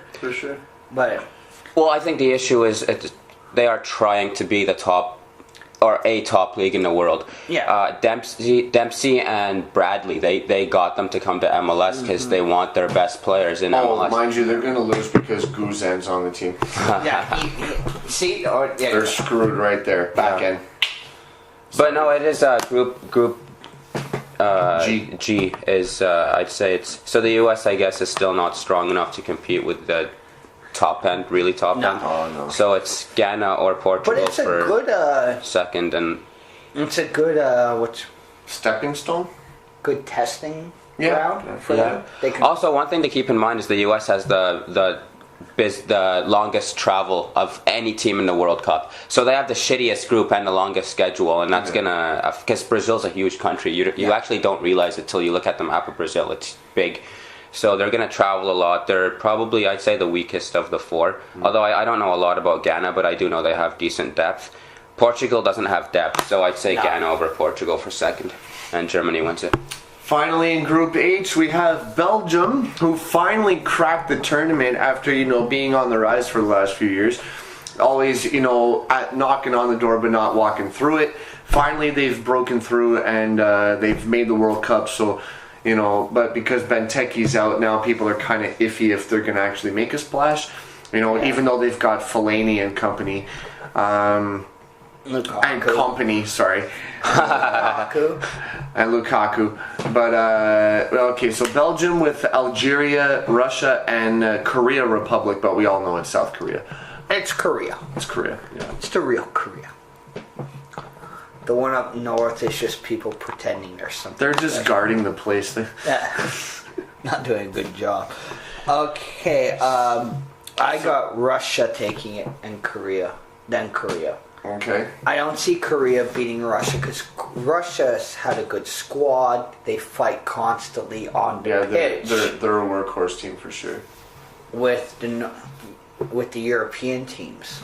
But Korea's always been a strong team, even in '98. They're not. Even 2002 when they hosted, they drew France, which was massive. Yeah. Because who was the guy who got fired from the Italian club because he scored against Italy? There's a Korean player. Namu or Timothy might know this. Yeah. Odd piece of trivia. Yeah, no, they know it. They will know it too. That's a sad thing. Or so-and-so, he played for so-and-so. He started here, but he really started here. I hope it's Son. No. Algeria Watching I know. them play England, I'm not gonna lie. All I can think is, you drew England, and England played like shit. Who, Algeria? You mean Yeah. shittier than normal? Yeah. Like, Rooney got pissed off that the England fans were booing him. There's just me going, Wow. Wow. Thanks for joining the conversation. come near the supporter section. We'll really show you how much you Thanks pissed for us off. Thanks for joining the conversation. How many years later? Like, come on, bro. Like, get the message. Yeah. You know what? I'll go ahead and say it's gonna be. Oh, this is tough. Because I want Belgium to come out. They to me they deserve it. But like you said, Russia and Korea, they have strong sides. So, you know, and this is one of those situations where Benteke is a factor in this. Yeah. Yeah. You know, never mind the club. Aston Villa's side, he shows up for Belgium. When he shows up, he shows up. And With especially that, for the yeah. nation, you know. They do, I mean, I watched them against Scotland. Scotland put up a fight, but, I mean, Belgium, oh my God, they were so much fun to watch. Yeah. So, you know They're a what? decent squad. I have hope in them still. I can't pick. This is one of those groups where if my life depended on it, I don't know who to say. You know? Well, I'll agree that it's Russia. This is a group that I think is fair, and that there's. Long story short, I think there's 2 countries who should make it and 2 who would challenge, but I think would come up short. I think it would be Russia and Korea who are favorites. Although I'll disagree with Stefan and say that I think Korea is going to take the group, that they're going to win the group, and Russia is going to come in second because I think. Well, yeah, the pool will be interesting there. Yeah. I'm loving But this I think pool already. Korea, I think, have the more solid team right now, a bit more depth. Although having said that, I don't know too much about their individual players, but I do in general follow a bit of Asian soccer, and I think they have a bit more depth than Russia. So yeah, I think they'd be favorites to win the group, and then Russia should come in second, but Belgium can upset Russia. If Belgium's going to upset anyone, it's going to be Russia, and then I'd see Algeria finishing 4th. So basically, key matches are between Belgium, Russia, and Korea. yeah, Those 3. Yeah, You I'd know? say Korea should. Algeria, I'm not saying they're a walk in the park outright, but they're a walk in the park. And Well, they're the weak. I think it's fair to have every group with one weaker side, Right. and Algeria would be that one fair weak side. but to me, that's the beauty of tournaments like that. You know, you see some clubs who have traditionally been weak or don't perform as well as some others. Yeah. But then there's been times where some clubs or countries have come up and they're like, whoa. Yep. The big one is Senegal at the 2002 World Cup. I love Senegal at the time. I won $100 in physics class. A guy in the class, he bet me that France would beat Senegal. Oh, Jesus. And I said, well, that's not a fair bet. What are my betting odds? And he goes, what do you mean? What do I get if Senegal beats France? He goes, I'll give you 5 to 1. Okay. I'm betting $20. Oh, wow. Next day in class, I'm looking at, I want my money. I'm standing in front of class, Mr. Ross. Yeah. Oh yeah, I know him. And he said, well, what? I told him what happened. You know, it's not allowed gambling. I said, well, it's about the World Cup. I pointed at the guy. He said France would beat Senegal. And he goes, yeah. And I bet him. He says, yeah. But I got odds. He goes, what's the odds? And I told him how much I bet. He said, where's his money? Yeah. Yeah. Yeah. So there you have it. what group is Group for group, our picks and our hopes. You were gonna ask? Netherlands would be in Group A or B, right? B. Yeah. B. Just a side note, I was talking about the 3 reasons Canadian soccer fans, along with the fact that we're not making it, would hate this World Cup. Right. 1 is Honduras, 2 is hopefully Begovic has a horrible tournament, and 3 is hopefully Jonathan de Guzman has a horrible tournament. For sure. Yeah. Yeah. For sure. Although one thing in Netherlands defense, I really love their blue kit. I think it looks spectacular. Yeah. Oh, nothing against the Dutch. I think they're a No, great team. it's something against a I'm certain actually player. shocked that Jonathan made their World Cup team with the midfielders they have. Yeah. I don't know how he cracked it, but I do hope he has a horrible tournament. Yeah. Well, What, end up like Suarez or worse? no, someone's got to pull Bobby Clark. With one tooth. Yeah. And to wrap it up, ending with Seb's hot water continued. Was that Yeah, was that the whole story? Just Sepp Blatter, okay, and next? Yeah, no, he's always up shit's creek. I think that note would be about the article that we had before. It was a joke. It was released as soon as the World Cup groups were drawn. Yeah. And essentially some blogger went on with a conspiracy theory. It's the Dirty Tackle blog about how Sepp Blatter picked teams according to who opposed him, who he doesn't like. So Argentina got the easy. But to be fair, we just talked for how long? A good 20 minutes about how corrupt FIFA is. So- And Sepp at the very top. It is interesting when you look at the groups. I mean, USA and England are the two countries that made the biggest stink over Qatar winning the 2022 World Cup. Yeah. What do they get? The USA gets the longest travel schedule in the shitty group. England gets another shitty group. Then you got Switzerland, where Sepp's from. They get an easy group with Ecuador and Honduras. France, Argentina, France, which is where Platini, I think, is from. Yeah. Sepp needs to keep Platini happy, so give France another easy group. Put him in with Swiss. No, we're still friends. No, we're in. Yeah. Spain. And then you got the Cristiano Ronaldo versus Messi debate, although now that Cristiano's out, it's not as big. But apparently Sepp likes Messi more, so Argentina gets put in with Bosnia, Iran, and Nigeria, which they should easily win. Portugal gets to play Germany, Ghana, and the US, so I wouldn't be shocked if Sepp was looking at the balls before. We all know it. To me, right now, it's just a matter of when investigation's gonna happen and it's all gonna come out and we're all gonna be like, okay, we told you so, next, move on, whatever, ha ha ha, c'est la vie. So that wraps up the actual episode. Couple things we wanted to just mention real quick before we close. bytownboys.ca still up and running, but there's a lot of talk within our group about revamping it and upgrading it, so look for that. Yep. If you have any sorry, Stefan is giving me some cue cards and they make me laugh. Like his face. That's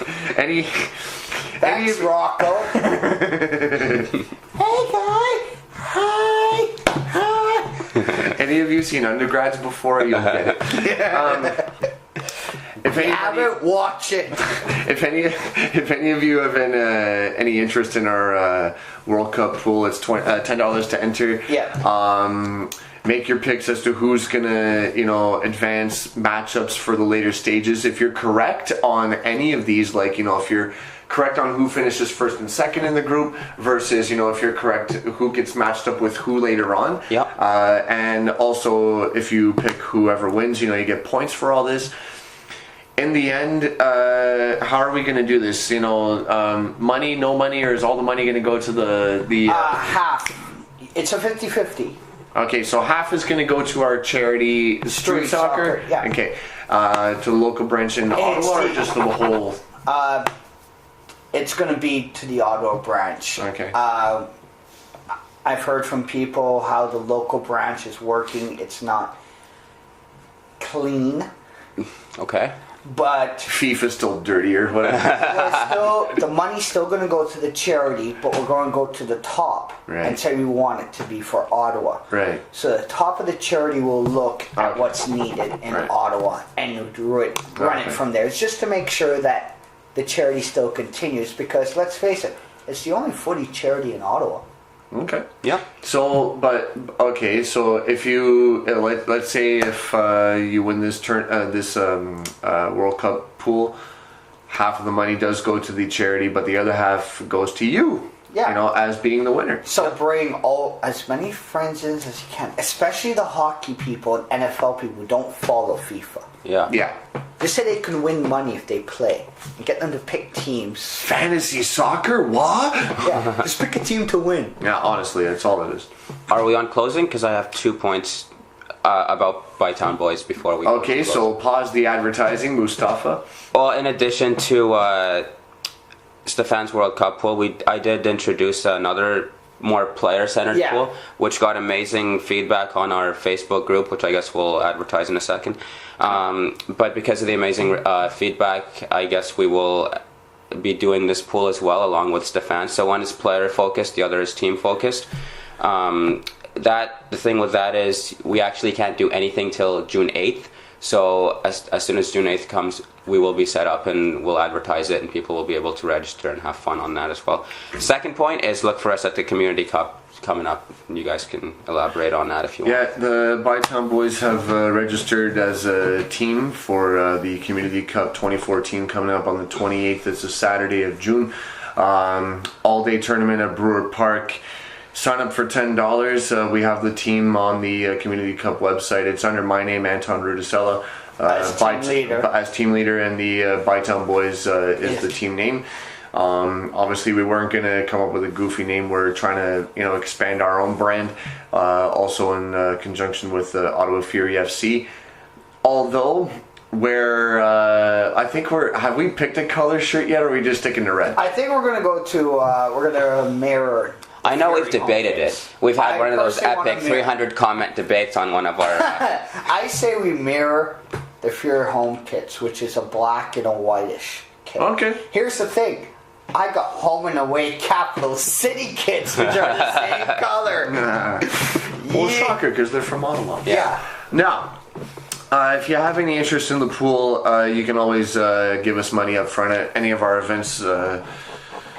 But I don't think we have events coming up before the Cup. So, alternative, email us at BBSC membership. That's BBSC MEMBERSHIP at hotmail.com. And do an e-transfer. It's $10, and then we will register you from there. Also, if you email us your picks beforehand, you can still give us money later. Mm-hmm. It just means at the end, whoever doesn't pay is not involved.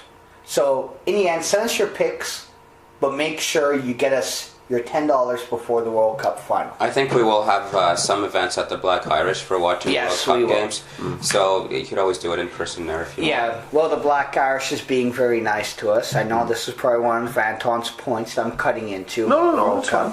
But the Black Irish pub is not a very big pub. It's not a very popular pub. But it's a very cozy one. It's cozy, free parking, Lots of parking. away from downtown.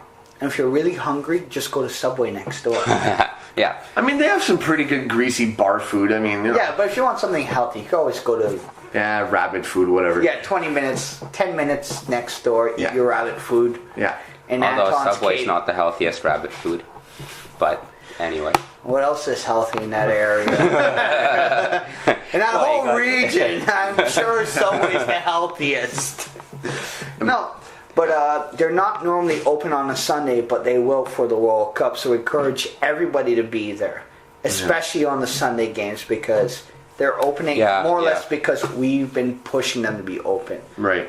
Because originally they thought it'd be being only open on the World Cup final. But no one's going to go there if they can't bank on it. So if they know Black Irish Pub is open during the World Cup on a Sunday, they're going to go there constantly. Right. So... Tell your friends. Bytownboys.ca, BBSC membership at hotmail.ca for BBSC membership at hotmail.com if you're interested in entering our pool for $10. You have until next Thursday before kickoff on Friday, noon and 4 p.m. I believe. What is? I wasn't listening. The first day of World Cup. Sure. Yeah. I think it's next Thursday between. Yeah. Is that what he said? Yeah, I think Okay, it's 4. good. Yeah. We're all there going, yeah. Yeah, sure. Whatever you say, Anton. Like us on Facebook, join our group on Facebook as well. You can even join us on our forum, Facebook and Twitter. It's all through our website at bytownboys.ca. All the information about our events and such. Learn our chants on SoundCloud. It's up. This podcast, on the other hand, I think will be posted on our We're website. working on it. We're just gonna, even if we can't get it on iTunes, we're gonna make sure the MP3 is available to download from our website. We'll still have it on YouTube, and I'll find some YouTube to MP3 conversion site. There's lots online. There's a few that won't take a long podcast, but I'll find one that will let us do it, and we'll be fine. So you'll know about it regardless. Right. And also, after World Cup is done in a little over a month's time, New York Cosmos home opener for the summer and fall season at our new home at TD Place in Lansdowne.